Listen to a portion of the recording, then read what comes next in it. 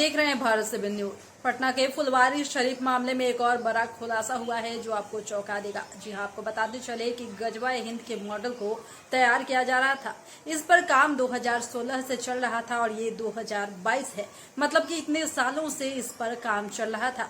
इसी कड़ी में पटना के फुलवारी के दानिश को पुलिस ने गिरफ्तार किया है, जिसमें पाकिस्तान का फैजान भी शामिल है। इस मामले में एक से बढ़कर एक खुलासा हो रहा है जो कि लोगों को हैरान कर रहा है।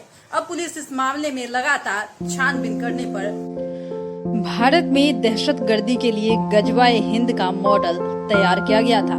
इसकी कमांड पाकिस्तान के हाथ में थी। यह खुलासा शुक्रवार को फुलवारी शरीफ के मरगूब अहमद दानिश नाम के एक व्यक्ति की गिरफ्तारी के बाद हुआ। पुलिस ने पीएम नरेंद्र मोदी के पटना आगमन से एक दिन पहले 11 जुलाई को इस आतंकी नेटवर्क का खुलासा किया था। पीएम भी इनके निशाने पर थे। अब तक गिरफ्तार आरोपियों की निशानदेही पर पुलिस और गिरफ्तारियां कर रही है। इसी सिलसिले में कल दानिश को पकड़ा गया था। पटना पुलिस को दानिश के स्मार्टफोन से कई बेहद संवेदनशील जानकारियां मिली है। पुलिस के मुताबिक दानिश ही गजवाए हिंद मॉडल को ऑपरेट कर रहा था। हैरानी की बात तो यह है कि यह मॉडल बिहार में 2016 से काम कर रहा था, लेकिन भारतीय खुफिया एजेंसियों को इसकी भनक तक नहीं लगी। पुलिस के मुताबिक इस काम को अंजाम देने के लिए एक व्हाट्सएप ग्रुप बनाया गया था। ग्रुप के 2 एडमिन थे। इसमें से एक पाकिस्तान का फैजान और दूसरा पटना का दानिश था। पटना पुलिस ने शुक्रवार को फुलवारी शरीफ के मरगूब अहमद दानिश को गिरफ्तार किया था। उसके स्मार्टफोन से पाकिस्तानी कनेक्शन का खुलासा हुआ है। पुलिस ने 2016 से लेकर अब तक के व्हाट्सएप चैट के बारे में जानकारी दी है, जिसमें पाकिस्तान से भारत की तबाही का मैसेज दिया जा रहा था। इसके लिए पाकिस्तान से बड़ी फंडिंग भी हो रही थी। इन चैट से साफ हो रहा है कि पाकिस्तान के फैजान और बिहार के दानिश मिलकर भारत के खिलाफ बड़ी साजिश पर काम कर रहे थे। अब तक पुलिस व्हाट्सएप ग्रुप का ही खुलासा कर पाई है। पूछताछ में अभी बड़े नेटवर्क का खुलासा होना बाकी है। बिहार की राजधानी से चल रहे दहशतगर्दी के इस खेल का खुलासा होने के बाद अब पटना पुलिस प्रवर्तन निदेशालय से जांच की मांग कर रही है। वहीं पाक का कनेक्शन सामने आते ही खुफिया एजेंसियां भी अलर्ट हो गई है।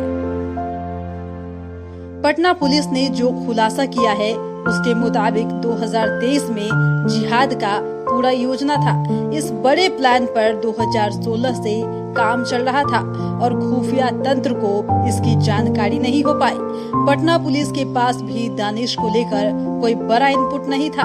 पुलिस ने पीएफआई कनेक्शन को लेकर पूछताछ के लिए दानिश को हिरासत में लिया था, लेकिन पुलिस के हाथ लगे दानिश के स्मार्टफोन ने ऐसा राज खोला कि पुलिस की नींद उड़ गई।